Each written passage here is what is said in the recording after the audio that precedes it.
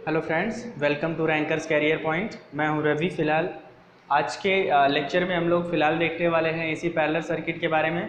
पिछले लेक्चर में मैंने आपको जो है सीरीज सर्किट पूरा कंप्लीट करा दिया है। पीछे के लेक्चर आप देख सकते हैं। फ़िलहाल अभी आज का जो हमारा टॉपिक होगा वो होगा एसी पैरेलल सर्किट, और एसी पैरेलल सर्किट में क्या क्या सर्किट हमें कौन कौन से पढ़ने हैं ये हम लोग आज देखेंगे। तो चलिए वीडियो को स्टार्ट करते हैं और देखते हैं क्या कुछ है नया सीखने को इसमें।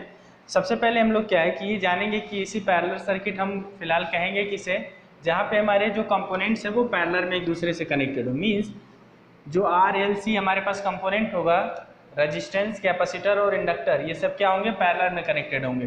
तो सबसे पहले आप देख लीजिए पैरेलल सर्किट में सबसे पहला सर्किट आपको देखने को मिलेगा। पहला सर्किट आपको R L parallel, R L circuit, R C circuit, तीसरा आर एल सी सर्किट। मतलब अगर आर और एल पैरेलल में है तो आर एल सर्किट, आर और सी पैरेलल में है तो आर सी सर्किट, और आर एल सी तीनों पैरेलल में है तो R L C parallel circuit. ठीक है। अब देखिए पैरेलल सर्किट जानने से पहले हमें कुछ कंपोनेंट्स के बारे में जान लेना है। जो हमारे पास तीन कंपोनेंट बेसिकली आते थे जब भी हम सीरीज सर्किट हम पढ़ रहे थे, तो वहाँ पे तीन कंपोनेंट की चर्चा बार बार हो रही थी, जेड, आर, एक्स। ठीक है ना। तो ध्यान दीजिएगा, जेड जो होता है ये होता है इम्पिडेंस। क्या होता है? इम्पिडेंस। और इम्पिडेंस का रेसिप्रोकल जो होता है, इम्पिडेंस का रेसिप्रोकल होता है एडमिटेंस। क्या होता है? एडमिटेंस।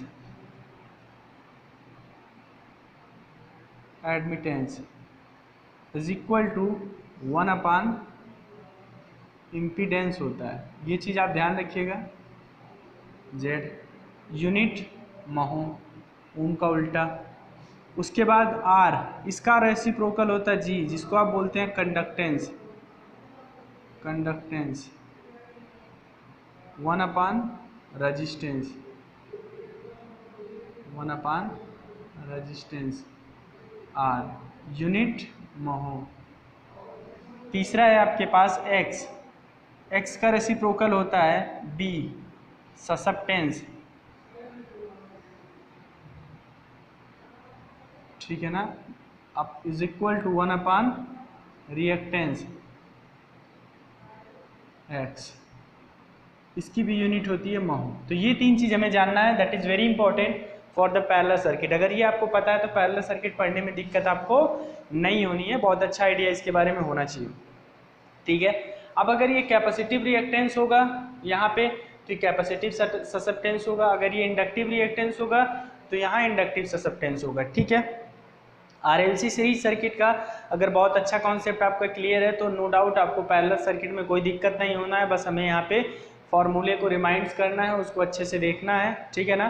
तो चलिए हम लोग एक एक करके स्टार्ट करते हैं और पढ़ते हैं पैरेलल सर्किट में क्या कुछ है। फिलहाल बहुत सिंपल सा है ये, बस हम ये समझ लीजिए कि आपने सीरीज सर्किट अगर अच्छे से पढ़ लिया है तो पैरेलल सर्किट बस आप सिर्फ रिवाइज कर रहे हैं, कुछ इसमें करना नहीं है। बस थोड़ी थोड़ी बातों का आपको केयर करना है, ऑटोमेटिक आप पैरेलल सर्किट सीख जाएंगे। ठीक है ना। तो चलिए पैरेलल सर्किट हम लोग देखते हैं। पैरेलल सर्किट में हम लोग देखते हैं कि क्या कुछ है। सबसे पहले हम लोग शुरू करते हैं आरएल सर्किट से। कहाँ से शुरू करते हैं? आरएल सर्किट से। अब हमारे पास जो आरएल सर्किट है, ध्यान दीजिए, यहाँ पे आरएल सर्किट में हम एक रेजिस्टेंस लेंगे, एक इंडक्टर लेंगे,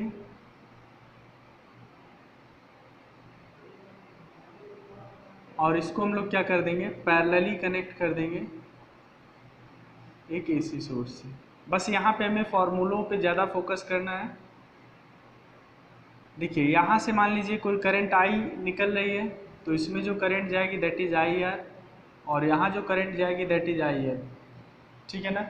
तो यहाँ पे जो हमारा टोटल करंट होगा, ध्यान दीजिएगा, ओम का नियम जो आप पढ़े हैं, ओम के नियम के बाद मैंने आपको केवीएल केसीएल पढ़ाया। तो आप जनरली क्या करते हैं, नोड पर अगर करंट आपको फाइंड आउट करना होता है तो आप केसीएल लगा देते हैं। तो केसीएल में हमने जो डीसी सर्किट पढ़ा है, डीसी सर्किट में हम नॉर्मल अलजेब्रिक सम लगाते हैं, लेकिन ध्यान दीजिएगा एसी सर्किट में हमें वेक्टर सम का प्रयोग करना है। कौन सा सम?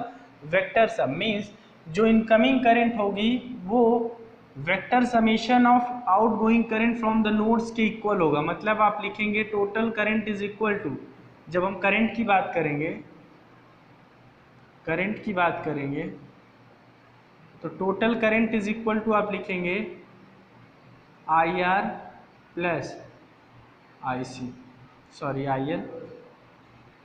अगर इसका आप मॉड निकालना चाहेंगे तो आपको ये कुछ इस तरीके से मिलेगा, ठीक है ना। सबसे इंपॉर्टेंट बात आपको करंट यहाँ पे क्या जानना है कि अगर हमें इसका ट्रायंगल बनाना है, करंट ट्रायंगल, तो हम कैसे बनाएंगे। तो देखिएगा इसमें कौन सी क्वांटिटी आपकी कांस्टेंट है, तो V आपका कांस्टेंट है। क्या V आपका कांस्टेंट है, तो V अगर कांस्टेंट है, V अगर कांस्टेंट है तो V जो यहाँ होगा वही यहाँ होगा, वही यहाँ पे है। तो हम यहाँ पे V को क्या ले लेते हैं, रेफरेंस ले लेते हैं। ये हमारा V रेफरेंस हो गया। अगर रजिस्टिव करंट की बात करें तो रजिस्टिव करंट इसी में होगा IR।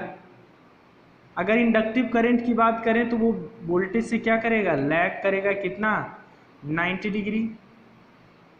उसके बाद इसको हम लोग मिला देंगे तो ये हमारा बन जाएगा दैट इज़ 5। ये हमारा है रजिस्टिव करंट, ये है इंडक्टिव करंट, और ये हो जाएगा टोटल करंट। और इनका वेक्टर सम कुछ इस तरीके से हो जाएगा।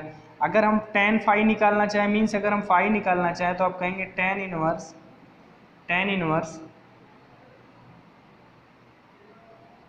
क्या लिखेंगे आप यहाँ पे, tan inverse IL by IR, tan inverse IL by IR। तो ये चीज़ यहाँ से आपको करंट के बारे में पता चल जाएगा। करंट ट्रायंगल बहुत अच्छे से ध्यान दीजिएगा, करंट ट्रायंगल बहुत अच्छा आइडिया आपको होना चाहिए करंट ट्रायंगल से रिलेटेड, ठीक है। उसके बाद देखिए अगर मैं आपसे कहूँ आप इसी का एडमिटेंस ट्रायंगल बनाओ, एम्पीडेंस ट्रायंगल यहाँ नहीं बनेगा, ध्यान दीजिएगा। तो हम यहाँ पे ध्यान दीजिए, हमने Z इज इक्वल टू पढ़ा है VRMS अपान IRMS। जो टोटल करंट हमारे पास होगा VRMS टोटल और IRMS टोटल का रेशियो Z होगा, तो Y क्या हो जाएगा, IRMS अपान VRMS। तो यहाँ पे जो करंट और वोल्टेज लिया गया है वो RMS वैल्यू में ही लिया गया है, क्योंकि हमने इंस्टेंटेनियस वैल्यू नहीं लिया है, ठीक है। तो यहाँ पे आप देखिए लिखेंगे I की जगह पे क्या लिखेंगे, I की जगह पे आप लिखेंगे, I की जगह पे आप क्या लिखेंगे भाई, V अपान Z, ठीक है ना। यहाँ से आप देखिए इज इक्वल टू IR की जगह पे V अपान R प्लस यहाँ पे V अपान JXL लिखेंगे। अभी आप देखिए यहाँ से अब आप क्या निकालने की ओर अग्रसर है, यहाँ से आप इम्पीडेंस निकालेंगे। क्या निकालेंगे, इम्पीडेंस। अब हम लोग एडमिटेंस की बात करेंगे, इम्पीडेंस नहीं, एडमिटेंस की हम बात कर रहे हैं। तो देखिएगा एडमिटेंस में क्या होगा, V से V सब कैंसिल आउट हो जाएगा, इक्वल है, कॉमन लेके यहाँ से कट कर देंगे तो 1 upon Z is equal to 1 upon R plus 1 upon JXL, ठीक है। इसका रेसिप्रोकल मैंने आपको बताया Y is equal to G minus JBL। J को आप ऊपर ले जाएंगे, मतलब यहाँ पे कॉन्जुगेट मल्टीप्लाई होगा, J से ऊपर नीचे मल्टीप्लाई करेंगे तो माइनस J हो जाएगा, नीचे J स्क्वायर आएगा तो उसकी वैल्यू माइनस में होता है, और XL का BL हो जाएगा, ठीक है ना। तो यहाँ आप लिखेंगे admittance is equal to conductance minus J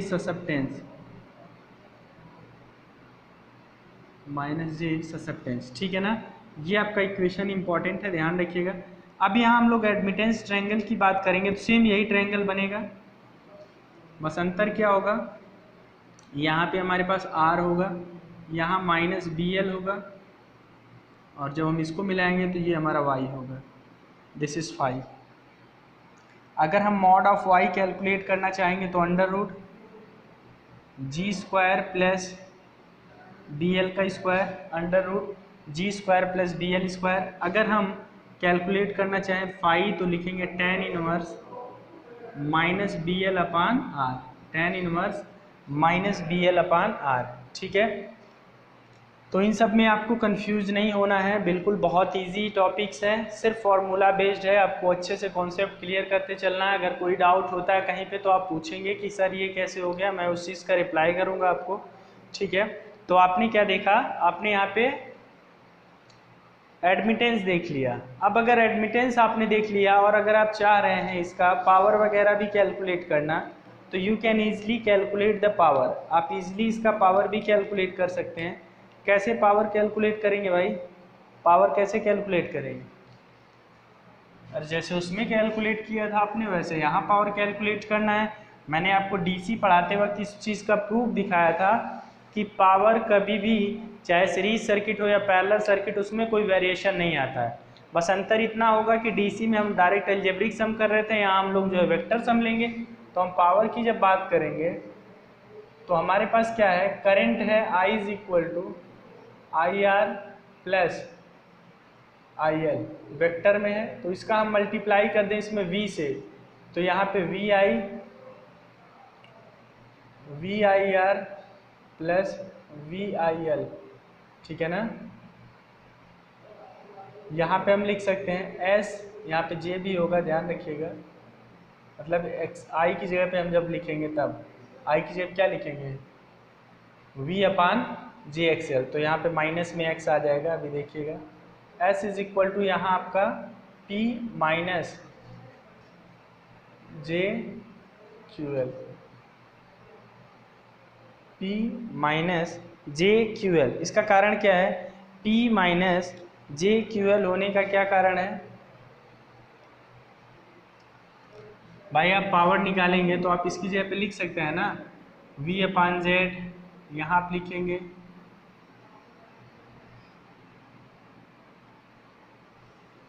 ऐसे। हम इसको एक बार और एलिब्रेट कर दें तो V into V/Z is equal to V into V/R plus V into V/JXL,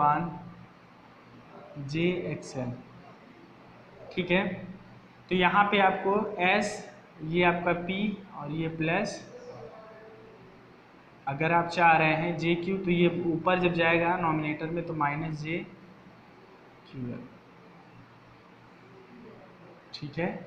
या अपान J रखिए तो कोई दिक्कत नहीं। अगर यहाँ आप मॉड कैलकुलेट करना चाहेंगे तो under root P² plus QL²।